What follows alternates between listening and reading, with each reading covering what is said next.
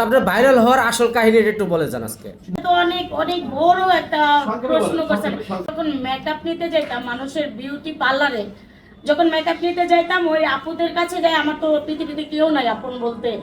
তো ওদের কাছে যখন যাই ওদের অনেক মায়ায় পড়ে যাই আমি, ওদের ওই আপুদের খুব ভাল লাগে, মায়ায় পড়ে যায়। প্রথম দু একটা শ্যুট আমি নিজেই একটা ঘরে বসে প্রথম শ্যুট করি, তারপরে ওখান থেকে আরো কিছু আমি অনেকগুলোই শ্যুট পাই, অনেকগুলোই শ্যুট করি। আর আমার প্রথম থেকে অনেকে সাজার কথা বলে, দুই একজনে যখন আমি একটু টুকটাক ভাইরাল হয়ে যাই তখন বলে যে আপু আপনি কি পার্লারে আসবেন, একটু সার্ভিস টার্ভিস দিব বা ইয়া করবো, আপনাকে সাজাতে চাই। আমি বিশ্বাস করতাম না যে এগুলো হুদাই, এগুলো নিয়ে আমার মাইরে টাইরা দিব, ওই যে বাজে কমেন্ট করে তো একটু ডরাইতাম, তো যাইতাম না। যাই দুই এক জায়গায় বিশ্বাস করে চলে গেছি।